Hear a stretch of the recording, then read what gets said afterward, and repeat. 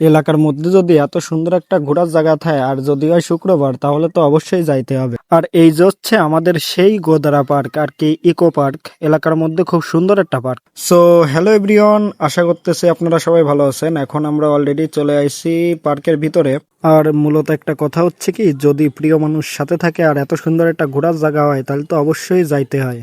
কাল টাইমে সময় কাটানোর জন্য খুব সুন্দর একটা প্লেস হচ্ছে গোদারা পার্ক। সংসারে তো অবশ্যই কাজ থাকবে, আর একটা কথা হচ্ছে কি যে প্রিয় মানুষকে নিয়ে একটু ঘোরাঘুরি করার মজাই একটু অন্যরকম। আর এখন আমরা ছিলাম হচ্ছে পার্কের যে মেইন যে আর কি গেট আছে, গেটের উপরে ছিলাম, আর গেটের পরিবেশটা ছিল অন্যরকম। পার্কে আইসি আর চানাচুর খাবো না তা তো আর হয় না, এজন্য আমরা চলে গেছিলাম এক চানাচুরের দোকানে। অবশ্যই চানাচুর অনেক ভালো লাগছিল। চানাচুর খাওয়া শেষ করার পরে আমরা হচ্ছে ব্রিজের পরে একটু সবাই মিলে দাঁড়িয়ে একটু আড্ডা দিচ্ছিলাম। আজকে অনেক সুন্দর একটা সময় কাটালাম এই গোদারা পার্কে। সবাই মিলে ঘুরতে আসার মজাটাই একটু অন্যরকম, কারণ একা একা আসার মজা অন্যরকম, আর সবাই মিলে আসার মজাটা একটু বেশি আলাদা।